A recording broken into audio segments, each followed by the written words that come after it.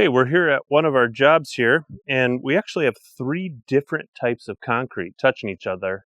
So we thought this might be a good opportunity to just kind of explain the different types of concrete, how they look, how they're made, etc., and why you might want certain concretes. This particular one that I'm on right here, this is called exposed aggregate. This is an intentional look to have the stone show through. They actually use a different pea stone mix on the inside here, and it's more of a round stone. You can have different color stones put in there that can kind of control how the product looks in the end. This particular one is just a normal pea stone aggregate. It's what's most common around here. It gives kind of a natural stone warmth to it. I think it looks the most indigenous in our area. But what they do is they go ahead and they pour this like a typical concrete. And then after it is troweled down, they pour or they spray a retardant on top. And what this does is this stops the concrete from curing as fast on the top layer. And they'll typically let it sit overnight at this point. And then they come the next day and they pressure wash on top.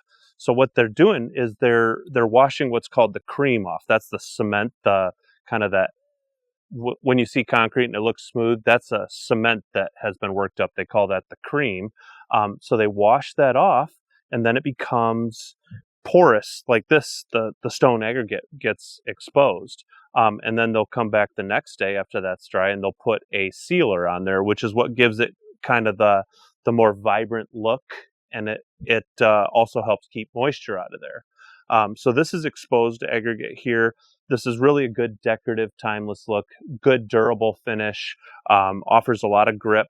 So it does come with a little bit more cost than a typical broomed concrete, but it's a great product to use when you want a little bit more decorative concrete. And right here, this is an example of broom concrete. This is a concrete pad that we had put down in lieu of a driveway. We're going to do a gravel driveway, but this is our parking area that we've had put down. And this is a broomed finish. So what they do is they pour their concrete on here. And after they've troweled their concrete, they float it, then they trowel it. They'll actually use a broom and they drag it over this, and it creates a subtle little bristle texture. Now this bristle texture, what it does is it helps give grip. So when it's wet or icy, it really helps to give grip. This is what's most common and most typical in outdoor concrete. This is probably what you see in sidewalks and such. And the reason for that is that extra added grip. It's also one of the more affordable concrete that you can put down.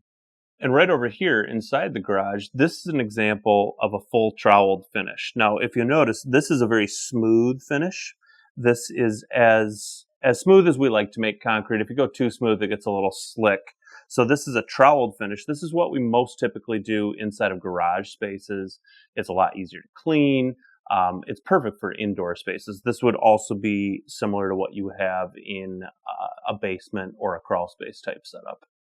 So one other type of concrete that we don't actually have on this job, but we see quite regularly, would be a stamped concrete. So they would take a concrete product like this. They're going to pour it wet. They're going to smooth it out with a float. They're going to trowel it, make it flat. And then they're actually going to go a step further, and they use a form and they tamp that form into the concrete. This gives it a texture. We can do brick look, wood look. We can, the sky's the limit really on the textures that go in there. Most typically they'll apply a colorant to it as well. So you can basically dye them different colors, and then it gets sealed.